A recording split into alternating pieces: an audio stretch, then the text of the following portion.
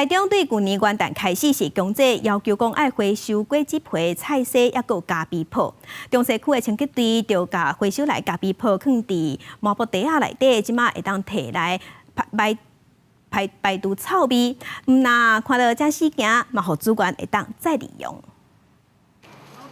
清洁队员甲回收的咖啡泡倒伫篮仔内底，泡好打了后，倒入去麻袋仔，就真济环保的小臭袋仔，若好看阁特别。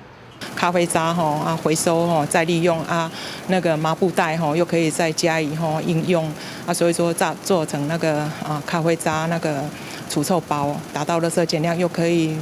把那个回收的东西再充分利用。咖啡泡算是无煮过喷，台中市中西区的清洁队逐个月拢回收超过100吨。所以清洁队就发挥创意，利用咖啡泡吸臭味的特性，结合社区和业者，加装咖啡豆仔的麻袋回收、消毒、整过了后，甲拍打的咖啡泡倒入去，设计出环保消臭的袋仔，让资源循环再利用。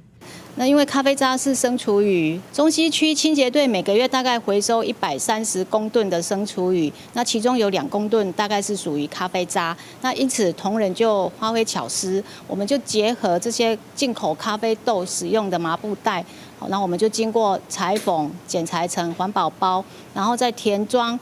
清洁队表示，回收的咖啡泡有一寡已经放伫粪扫车顶管消毒臭味，若咖啡泡做的环保消臭袋仔。会配合市府的环保活动，真侪奖品，希望民众做伙响应环保减碳生活。记者综合报道。